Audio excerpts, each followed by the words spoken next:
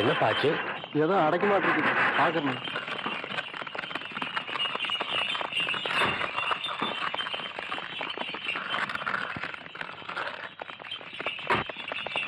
தம்பி கொஞ்சம் வண்டியை நிறுத்துங்க. இவ்வளவு பேர் வண்டியை கட்டிட்டு போறீங்களே, இந்த பக்கத்துல ஏதாவது திருவிழாவா? ஐயா, 20 வருஷத்துக்கு முன்னாடி 18 பட்டிக்கும் ஒரு தனி மனுஷருக்கு ஒரு பஞ்சாயத்து இருந்தது. அது தீர்ப்பாகாமலே நின்னு போச்சு. அந்த பழைய வழக்க இன்னைக்கு விசாரிச்சு தீர்ப்பு சொல்ல போறாங்க. அதை தெரிஞ்சுக்கத்தான் 18 பட்டி ஜனங்களும் இன்னைக்கு வண்டி கட்டி போயிட்டு இருக்கோம். ஆமா, அதை தீர்த்து வைக்க போறது யாரு? இது கூட தெரியாதுங்களா? பெரிய கவுண்டரோட மகன் சின்ன கவுண்டரு. டேய், விவரமா சொல்லணும்டா. சின்ன கவுண்டர் பரம்பரை இருக்குங்களே, பால்ல கலந்த சர்க்கரையும் மோர்ல கலந்த உப்பையும் பக்குவமா பிரிக்க தெரிஞ்ச பரம்பரைங்க. அதுலயும் சின்ன கவுண்டர் இருக்காருங்களே, கடிகாரத்தை பார்க்காமலேயே மேல சுத்தி வர்ற சூரியனையும் விளைஞ்சு வர்ற பயிரையும் பார்த்து மணி சொல்றவரு. ஐயா, இவ்வளவு எதுக்குங்க? சித்த உங்களுக்கு நேரம் கிடைச்சதுன்னா அங்க வந்து பாருங்க. பஞ்சாயத்துல என்ன நடக்குதுன்னு தெரியும். சின்ன கவுண்டரை பத்தி அங்க தெரிஞ்சுக்குவீங்க. வண்டியாரா பாப்பாவா? மகாலிங்கம், கோர்ட்டுக்கு கொடுக்கிற முக்கியத்துவத்தை விட ஒரு தனி மனிதனுடைய பஞ்சாயத்துக்கு இவ்வளவு ஜனங்கள் முக்கியத்துவம் கொடுக்கறாங்கன்னா அதை நாம் பார்த்தாகணும்.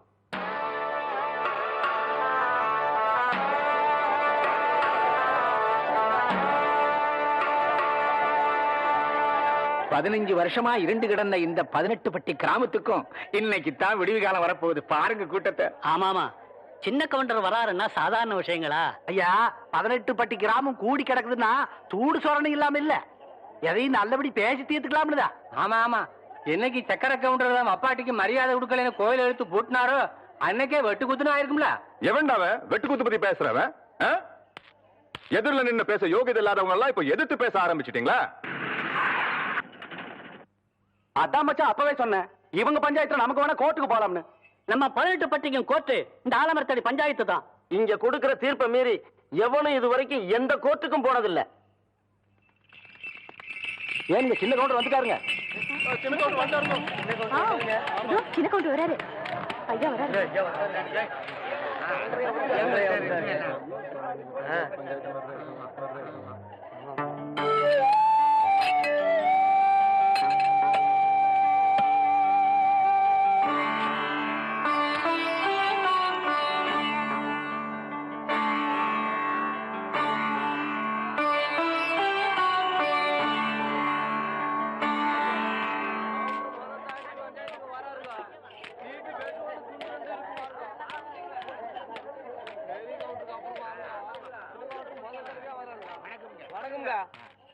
எல்லாருக்கும் வணக்கம். தலைமுறையா நீங்க எங்க குடும்பத்துக்கு கொடுத்துக்கிட்டு வந்த கௌரவத்தை இப்ப எனக்கும் கொடுத்திருக்கீங்க. 18 பட்டி ஜனங்களை என் மேல வச்சிருக்கிற மரியாதையும் நம்பிக்கையும் காப்பாத்துவேன். நீதி நேர்ம தர்மம் தவறாம தீர்ப்பு சொல்லுவேன்னு நான் பிறந்த அண்ணு மேல சத்தியமா சொல்றேன்.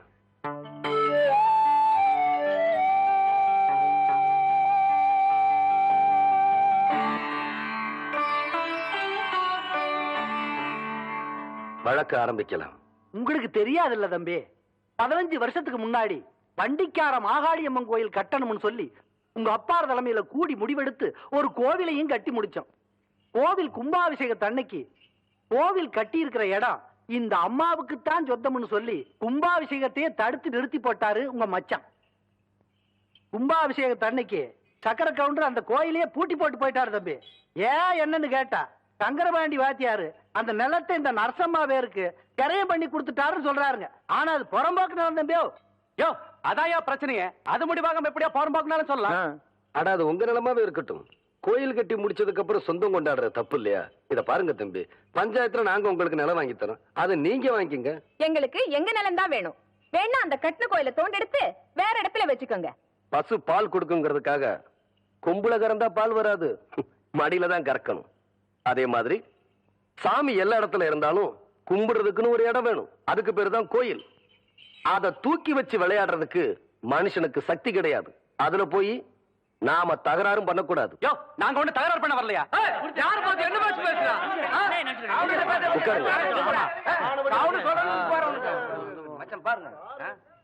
ஊருக்கு சொந்தமான நிலத்தை உங்க நிலம்னு சொல்றீங்க, அதுக்கு ஏதாச்சும் ஆதாரம் இருக்குதா? இருக்கு. டேய், அந்த இடம் இவ பேர் தான் இருக்குங்கிற திரைய பத்திரத்தை கொடுற. படிக்கட்டும், வேடிக்கை பாரு. இந்தா படிச்சு காட்டியா? படிங்க அண்ணே. கோவை ஜில்லா காரைமடை பஞ்சாயத்து முல்லைப்பாளையம் கிராமத்தைச் சேர்ந்த சுப்பிரமணியன் புதல்வரான சங்கரபாண்டி எழுதி கொடுத்த கிரையப்பத்திரம். மேற்படி பஞ்சாயத்தில் கிழக்கே வல்லமலை அடிவாரத்திலிருந்து தெற்கே தேவிப்பட்டணம் ஏரிக்கரையை சுற்றி வடக்கே சேத்துமடை ஜமீன் தோட்டம் எல்லை வரை உள்ள 5 வேலி நிலத்தை கோவில் வாரியனர் சுந்தரி அம்மாளுக்கு ரூபாய் 20,000 ரொக்கத்துக்கு விற்ற வகையில் முழு தொகையும் ரொக்கமாகவே பெற்றுக்கொண்டேன். இப்படிக்கு சங்கரபாண்டிய வாத்தியார்.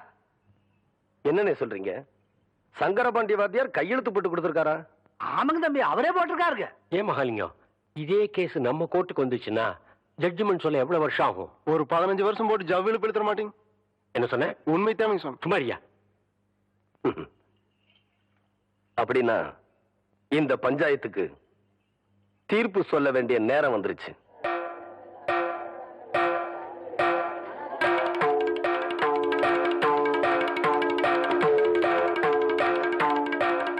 ஆயிரத்தி 1936 வருஷம் சங்கரபாண்டி வாத்தியார் இறந்துட்டாருன்னு உங்க எல்லாருக்கும் தெரியும். 1937 வருஷம் இந்த பத்திரம் கரையம் பண்ணிருக்காங்க. இது முதல் தப்பு. சங்கரபாண்டி வாத்தியார்னா எல்லாரும் பள்ளிக்கூட வாத்தியார்னு தப்பா நினைச்சுக்கிட்டு இருக்கீங்க.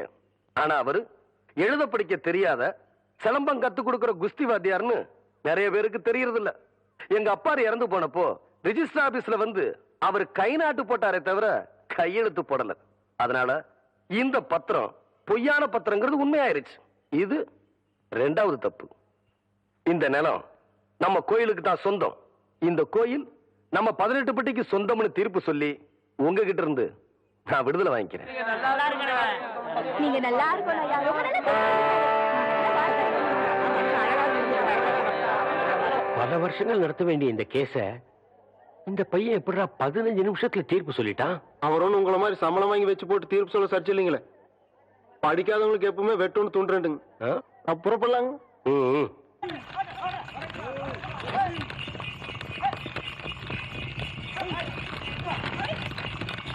என்னடா இது வண்டிகள்லாம் வேகமா வருது? ஆமாங்க, பூச்சி வண்டியாட்டம் தெரியுதுங்க.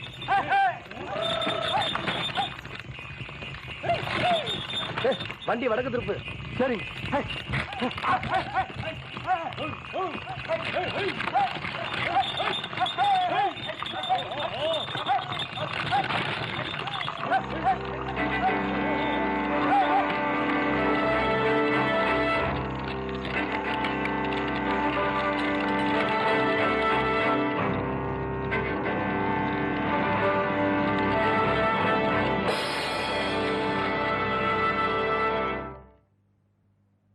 என்ன சின்ன கவுண்டர் அப்படி பாக்குறீங்க? அந்த பஞ்சாயத்துல சரியான தீர்ப்பு சொல்ல முடியாம தான் உங்க அப்பாரே தூக்குல தொங்கிட்டாரு. அப்படி இருக்கும்போது நீங்க சொன்ன தீர்ப்பு தப்புதான் எடுத்து காட்ட வேணாம். அதுக்கு தான் இத்தனை பேர் வந்திருக்கோம். டேய், எடுத்து காட்டுங்கடா.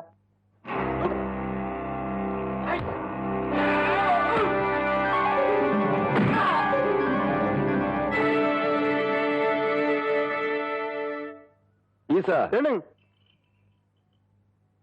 இந்த துண்டு மண்ணில் விழுந்தா ஆத்தா மனசு ஒத்துக்காதுல்ல. சரி, பத்திரமா கொண்டு போய் உள்ள வை. இந்த துண்டை இடுப்புல கட்டினா கோயிலுக்கு போறேன்னு அர்த்தம். இந்த துண்டை தோல்ல போட்டேன்னா தீர்ப்பு சொல்ல போறேன்னு அர்த்தம். இந்த துண்டை அப்படி எடுத்து வச்சேன்னா பட்டைய கலப்ப போறேன்னு அர்த்தம்.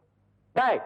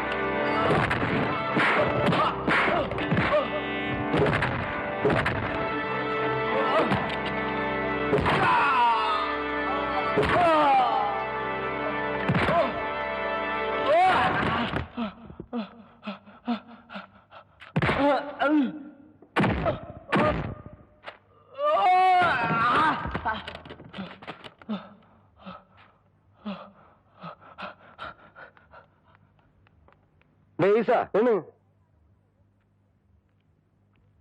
நல்லா சுத்தி பாரு, அடுக்களுக்கு இருந்துற போது ஆத்தா பார்த்தா திட்டி போடும். ஆஹா, சுத்தமா வெளுத்து கட்டணமா இருக்குது.